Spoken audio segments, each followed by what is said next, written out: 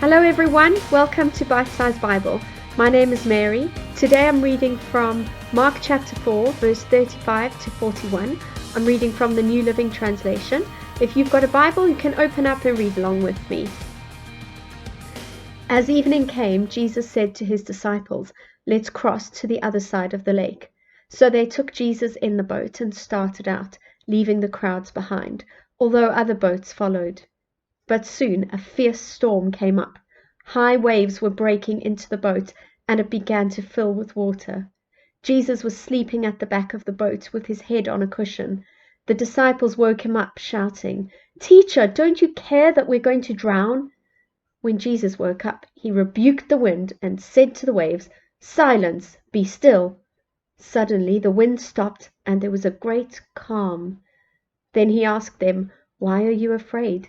Do you still have no faith?" The disciples were absolutely terrified.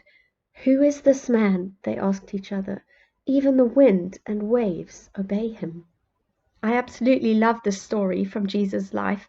It's one you really have to try to imagine that you were there. Jesus with his disciples in this little boat on the big lake of Galilee, and the wind comes up, a big storm is approaching, the rain starts beating against them, and the waves are even coming and filling up the boat at their feet. And while Jesus is asleep, the disciples can't believe that he's so calm and relaxed in the middle of this massive storm. And in the end, of course, he brings peace and calm to the situation. The story is a parallel for times of trouble in our life. So you know that when we decide to follow Jesus, things won't always be easy. The storms of life come, not just physical storms, but emotional storms, mental, physical, and spiritual storms affect us as well. I want you to know that Jesus is in the boat with you. The disciples shouted to wake him up. They said, "Don't you care?" Of course he cared. He cared very much about them, and he knew that they wouldn't drown. They were panicking, though. They were worried. They were anxious. They were really afraid. But Jesus didn't panic. He got up and he commanded the storm to be silent. So today, in the middle of whatever storm you might be facing, I want you to know that he's not panicking either. He's right there with you, and he wants you to cry out to him to help you. Now, you may not be facing a storm at the moment, but you may know somebody who is. You can pray for them.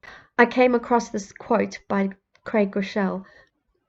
God may use what you learn in your storm to help someone else through theirs. Great reminder to me that there's a reason that we go through storms. My challenge to you is to cry out to him today. I want you to pray out loud. Maybe you're not used to doing that, but go somewhere where you can call out to him. "Help me, Jesus." In your room, perhaps, put some music on, or go out for a walk.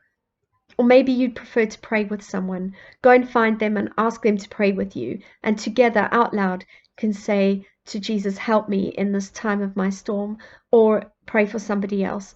I'm going to pray for you right now. Lord, I cry out to you today on behalf of those listening, whether they are facing a storm or they're crying out for somebody else that they know. We ask you for your peace. We ask you to perform a miracle. We believe you can do it, and we believe in your power. And pray in Jesus' name. Amen. Thank you all for listening. I hope you have a great rest of your day, and we'll see you again tomorrow. Bye.